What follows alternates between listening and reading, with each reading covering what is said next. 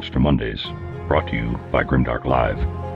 This is a series where we talk about different monsters in the Warhammer worlds, their lore, history, and what it would be like to fight them in the game and in real life. These videos are based on your suggestions that you leave in the comment sections down below. So if you'd like to have me cover and talk about a monster in the Warhammer worlds, just let me know in the comments of this video. Now, let us begin. It is time for Monster Monday. Jabberslythes are truly repugnant to look upon, having such grotesque and twisted features that even the clearest pools of water will not offer up their reflection. A sickening fusion of toad, sludge drake, and many-limbed insect, the Jabberslythe encompasses all that is unwholesome and vile in nature and magnifies it 100-fold. Ungangly and clumsy creatures, Jabberslythes have mutated in ways to catch agile prey, such as the fluttering sprites that buzz around their lairs or the occasional Ungor who strays too close. They have a thick, sticky, proboscis-like tongue that they can shoot out in the blink of an eye, capable of ensnaring and pulling a creature as large as a horse into the Jabberslythe's gaping mouth when it retracts. But the most horrendous of all the Jabberslythe's weapons is its vile appearance. The Jabberslythe is a creature so unsightly, a monster so disturbing to look upon, that an aura of madness surrounds it. There is something so unearthly and unsettling about these beasts that even to set eyes upon one is to go immediately and permanently insane. To gaze at such a beast is to tempt fate, for many who have find their sanity ripped apart. Those that look upon the Jabberslythe for too long find themselves clawing at their own eyes, babbling nonsense rhymes in a gibberish tongue, shrieking with manic laughter, or even gutting themselves with their own weapons in their desperate attempt to escape the nightmare's visions that has seared itself into their brains. These unfortunates are easy prey for the Jabberslythe, which will lumber towards its hapless victims with acidic drool spilling from its fanged-ridden maw. The beating of the Beast of Chaos war drums often serves to draw Jabberslythes from their lairs, for they know that there will be rich pickings indeed at such times. The sound of braying, shouting, or even celebrating can be enough to bring the Jabberslythe lolloping and flapping from its lair, and they are always hungry.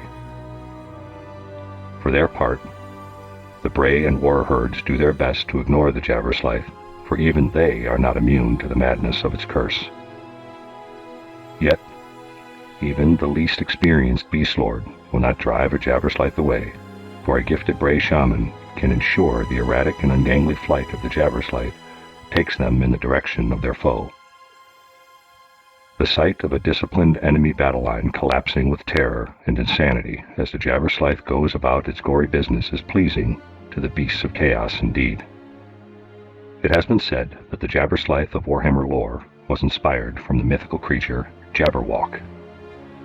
The Jabberwock is a creature from the world and wonderful and wacky mind of Lewis Carroll, the author of the well-known book Alice in Wonderland.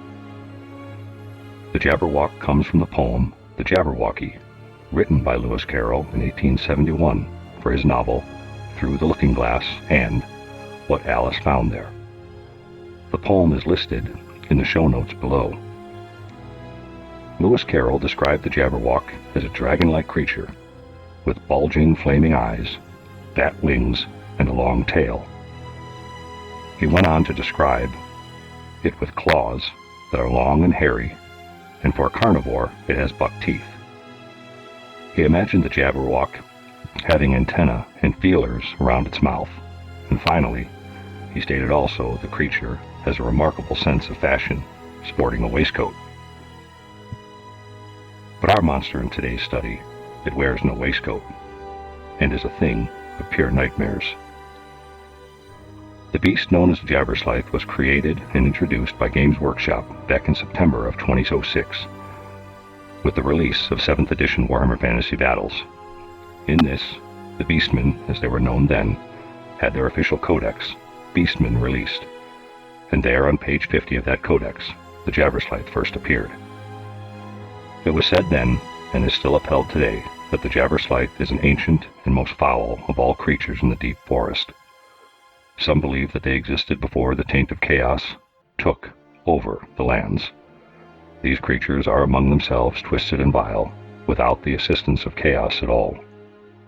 All of the abilities of this creature, since being introduced back in Warhammer Fantasy Battles, such as Aura of Madness, Slithy Tongue, and Spurting Vile Blood, have remained into the New World, the game known as Age of Sigmar.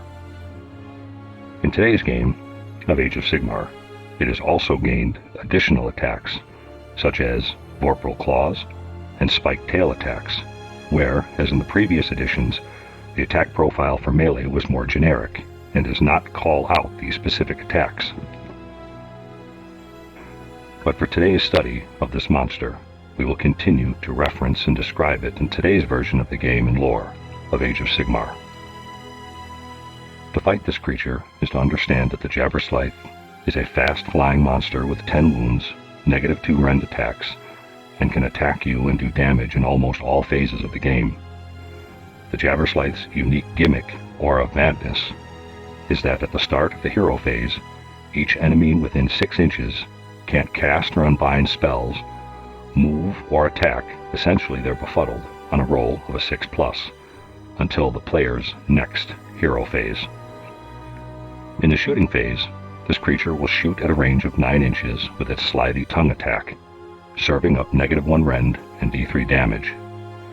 In melee, the Jabberslythe also has a combined 7 attacks between its Vorpal Claws and Spiked Tail attacks, which deal up to -2 rend, causing multiple damage. And just as you attack and attack back, there is the Spurting Vile Blood, mentioned earlier, which is an acid blood attack that does mortal wounds back on the enemies that wounded on a 4+. This monster's goal is to draw in enemy fire while getting in the center of enemy lines to disrupt formations or hunt vital characters. The threat, Aura of Madness, and being shut down by this creature for a turn is unlikely, and all of its abilities and attacks, this is the least of an enemy's concerns, but it's still credible and terrifying, and hence many players use it to chase enemy units out of position. If you are a Beasts of Chaos player or a Chaos-aligned player and want to field one of these monsters on the tabletop, you can order one from Games Workshop, where you will get a finely detailed resin cast kit that comes in 19 parts and is supplied with a 50 by 100 millimeter monster base. Thank you for spending this evening with me on Monster Monday, and as well, I hope you enjoyed watching this video. If you did enjoy this, please make sure to give this video a like or a thumbs up down below, maybe leave a comment and share it with your friends. All this helps this channel and lets me know that I'm doing a good job, and in turn, please promote us to other viewers. So thank you again, and we will see you again next Monday for another Monster Monday.